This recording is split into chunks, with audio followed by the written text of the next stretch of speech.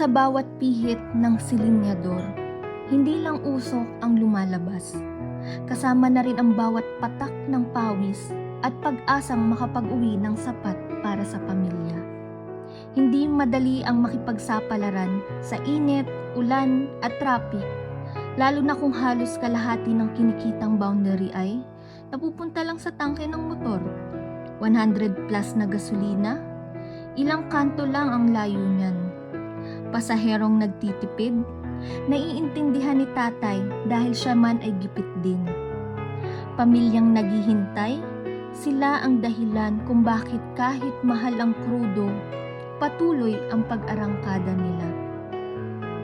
Ang mga tricycle drivers natin ang sumasalo sa hirap ng krisis sa transportasyon. Sila ang naghahatid sa atin sa mga eskinita na hindi kaya ng jeep o bus, pero madalas sila ang huling nabibigyan ng pansin. Hindi lang gasolina ang nagmamahal, pati ang sakripisyo ng mga amang tulad ni tatay, lalong nagiging mahalaga. Kaya tara, samahan niyo ako, kilalanin natin si tatay. Kagaya ng libu-libong tricycle drivers sa bansa, ang kalsada na ang kanyang pangalawang tahanan. Pero sa panahon ngayon, ang dating sapat lang nakita, unti-unti nang nilalamo ng walang humpay na pagtaas ng presyo ng gasolina.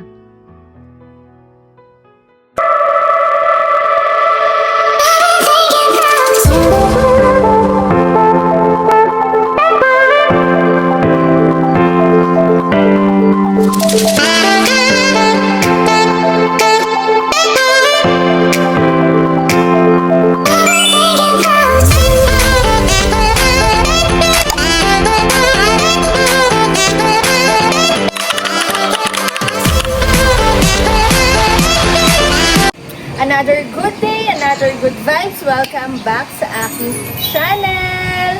So, yon, na-miss nyo ba yung ganong intro ko? What? So, ngayong araw is may gagawin, hindi lang gala yung gagawin natin, kundi may gagawin tayong medyo special or siguro isang special na nga dahil sa panahon ngayon na nakakaranas tayo ng krisis. So, dahil tumataas ang gasolina, so maghahanap tayo ng isang magiting na bayani ng kalsada, ang tricycle driver. So, yon, maghanap tayo and kakamustahin natin sila kung kamusta sila, kamusta yung pamumuhay nila, kung gaano kaapektado yung nangyayaring krisis sa kanila. So, samahan nyo kami na maghanap ng deserving na tricycle driver. And first is magpapanggap muna tayo ng estudyante na sasabihin natin sa tricycle driver na nagre-research lang tayo, na kakamustahin sila kung paano yung epekto sa kanila ng pagtaas ng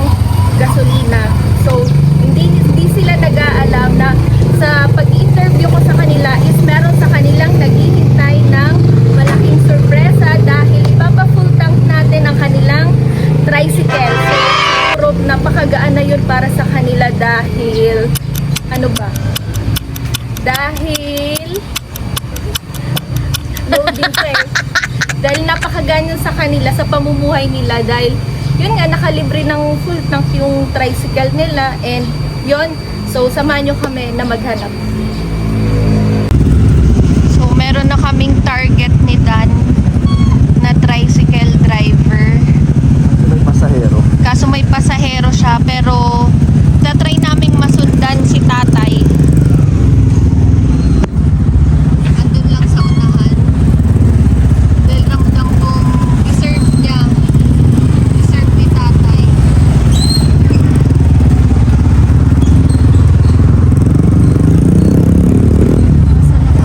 Sumakay ka na. Doon sa unahan.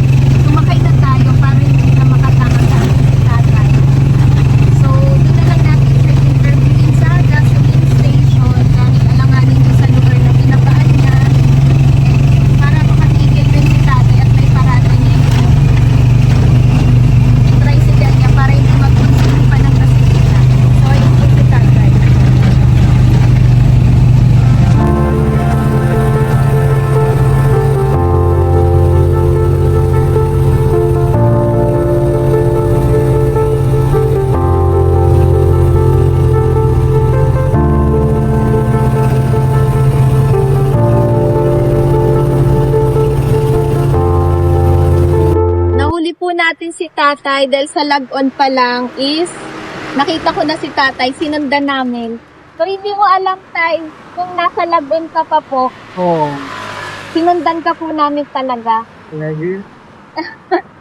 So, yun, tay, ingi lang po ako sa inyo ng abiso na okay lang po bang maisama kita sa interview ko sa vlog po? Oo, okay na yan. Yun po, sige po, Minsan tay. nga. Salamat po, tay. Okay. So, tay, kamustahin po kita na, kamusta ka po sa pagpapasada, tay? Hindi naman kahit kaunti ang kita. Yun po. So, tay, ano po, kamusta po yung kalagayan niyo nung simula nung tumaas po ang gasolina? Kamusta po yung pamumuhay niyo bilang tricycle driver? Kahit natin, kung hindi pa nakatawa, okay. Pero ngayon, medyo hirap na talaga. Pero po, ramdam na tayo yung, ano, yung bigat po nung Pagtas ng gasolina. Dahil, hirap na ngayon magka-500 yung mga driver. Opo. Magka-300 na ito. Matanong ko lang muna tayo, ito po bang tricycle na ito, sa inyo po ito o namakasada lang po kayo? Nakasisipatada na ako sa Pirina. Nakikipountry lang po kayo, tay. So, kaya naman tay sa pamumuhay niyo po para sa pamilya nila, tay. Kamusta po? Kaya naman kasi, ano na lang kami, hindi kami mag-asawa na, hindi ko nakako, may asawa na. May mga Ba't ko yan, may dalawa kong kami ako, yung lalaki, anak sa bahay, kasama na. Pero, ang eskwela sila, yung isa nga graduating ngayon ng criminology. Yung isa, kasi wow, nakakabilib ka naman, tay. Kahit pa paano nadala sa pamamasada, tay. dahil natulong yung ibang mga nila. Kamag-anak. Oo, yung mga Nasuporta naman po, tay. nasuporta din pag wala na. Pero parang kami mag-asawa yung nagtutulog. Kasi yung asawa ko naman, nagtatalit siya. Kahit Mananakit po sila na nasa bahay tayo. nasa bahay ng tay. Pero marami siyang tatay, halos di lang at kaya mo. Pero grabe tayo, no? Ang bigat nung nangyayari mo sa atin. Ay, Naniniwala ka ba tayo na sa amin po sa balita na baka pag-lockdown tayo, yung energy lockdown? ewan ko lang, bata. Sabi ko lang, sabi ko lang, nakakain tayo pag magkakakal. Pag-uubos na yung nandito sa Pilipinas, sabi ko lang, Yung nga tayo, grabe Wala, tayo. no. Anong crudo nyo yan tayo? Diesel po ba yan o gas? gasolina ito. Ako. So yun tayo. Si tatay po, isa po siyang tricycle driver at nakikipasada lang din po. So magkano tayo boundary nyo po sa 300. 300 tayo? Yung si may-ari naman tayo, pinagtigan naman kayo na dahil sa Ay, nangyayari sa atin. Pinibigyan na ako pag yung walang akong Pag tita. natumal talaga Pag po. matumal, marami tayo. Ano may kita ka mo? Pwede ko man ibang Opo, pinsang tayo. ko man din yan. Ano ba ako? Ano nga, may kita ka tatanong man ako. At least maayos na tayo. Bigyan mo na kahit ano, 200. Kumbaga, unless tayo hindi ka pressure sa boundary ngayon, naiintindihan ng may-ari po. Oo, naiintindihan mo na yun. Sa sin. Kahapon yun. Ay, Opo wala po. ba? Aga ko nag-riot. Binigyan ko ng pagmundaan. Ng Bawasan mo na. Yan mo na. Ayaw ko na nga. Yan tayo, pag nakukultang po yan, naabot Dati yung sinutang din yung mga So, hindi pa po tumataas ang gasolina. taas-taas na mga lampas ng 70. Ganyan. Pinutang ko yan, 700. Sobra. Yan. Pero ngayon, pagkahapon, pinupultang ko, kahapon. Pag sinasauli nyo po, pinupuntang Pinupultang ko pag magarahin ako. Yun po yung ano ng ano talaga sa tricycle. Wala nang paggarahin, papang panik na. So yun, sabi ko po kasi kay tatay, isa po akong estudyante na kung pwede ko po siyang ma-interview dahil sa research ko po sa school. And napagbigyan tayo ni tatay, pero may aaminin po ako sa iyo, tay. Oo. Isa po akong vlogger. And ikaw po yung mas tay na napili ko tayo na ipupultang ko po yung tricycle limit. Pultang na na ito. Kaya kaunti lang ang ano yun. Baka mga 300, pultang na yan. Dadagdagan pa natin yan, tay. So, kung mapupultang siya tayo na 300, yung sobra tay, ibibigay ko sa iyo para sa ano. Ngayon, Kasi ramdam ko tayo yung ano, yung bigat ng nararamdaman nyo. Kasi kayo yung mga bayani ng kalsada eh. So, gusto ko lang sana tayo makatulong sa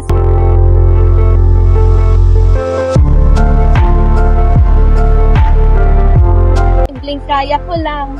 Kaya, kahit pa paano tayo, pero bilib ako sa iyo tayo, kahit pa paano yung mga anak mo, kapag-aral mo, kahit, pero may suporta din naman daw po ng kanyang kamag-anak. Ilang taon ka na po Ay, tayo? ano na ako, 73 na ako.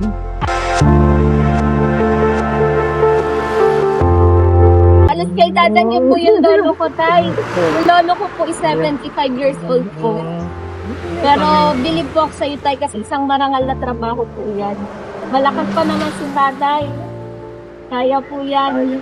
So tara tayo, kaya dito kita dinala tayo. Sabi mo po kasi kay tatay, sa gasoline station po ako. Pero wala pa pong idea si tatay na i-interviewin ko siya. Dito ko lang siya sinabi.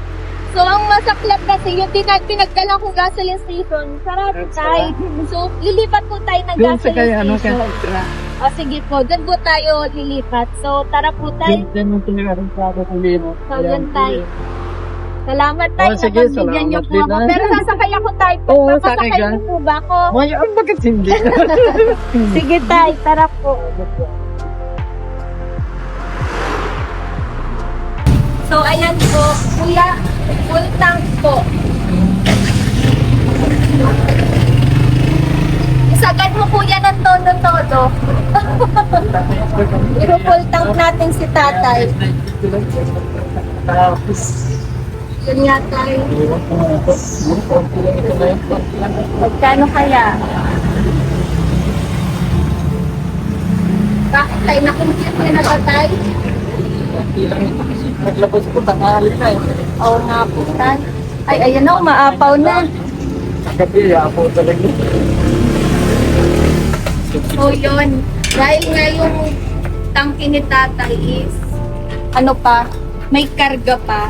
So, nabot lang ng 264, pero bago yon, syempre, ipapapultang pa natin yung bukas. Magkano tayo ang pultang po niya?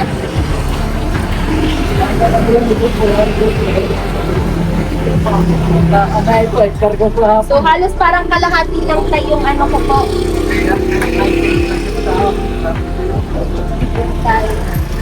So, halos parang kalahati lang ba tayo na idagdag sa tangke niyo po? Parang ganun lang din po.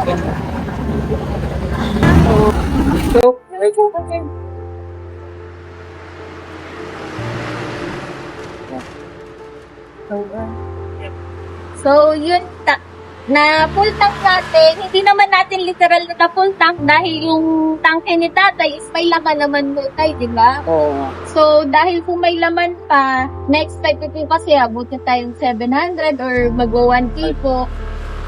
May pang full tank ka pa tayo bukas. So, yung sukli, may pang full tank po tayo bukas. Tapos, Yes po. Itabi niyo yan tayo. Para yung dalawang araw ninyo tayo. Kahit pa paano, medyo nakagaan sa pamumuhay niyo po. Eh, sana tayo sa simpleng tulong ko sa inyo tayo. Napasaya po kita. Hanggang bukas. Yan tayo. So, dahil konting paalala ko lang po sa inyo dahil sa edad niyo po, syempre, ginawa po na nagsasabi, di ba po, ang buhay, ang buhay natin, isaram lang. Lagi tayo mag-ingat tayo. Lalo na tayo, lagi po tayo laban ng kalsada. Lagi lang po pa yung alerto tayo. Maliwanag, ay malinaw pa naman tayo ang mata ay, nyo. malinaw ako. So, yun tayo. So, salamat po ng marami dahil napagbigyan nyo po ako sa aking request. So, mag-iingat kayo tayo.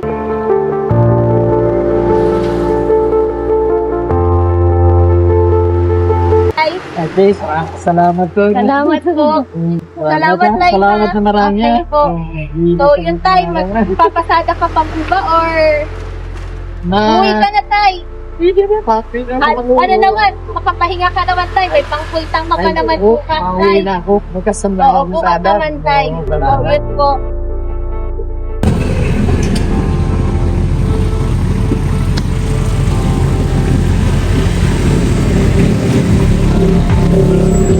Si tatay, pinauwi na natin siya para bukas na lang ulit siya magpasada. Sana nakatulong tayo kay tatay.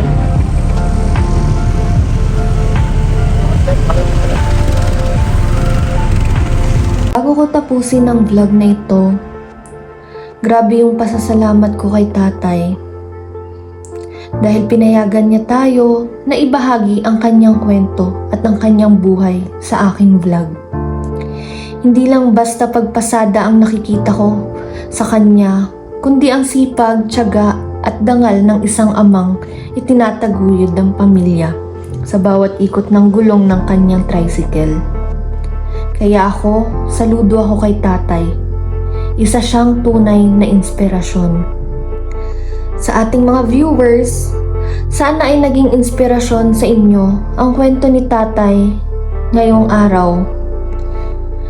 Kaya ginawa ko tong vlog na ito para maging inspirasyon sa inyo at ipakita na sa simpleng paraan ay maaari tayong maging instrumento ng saya para sa kapwa natin.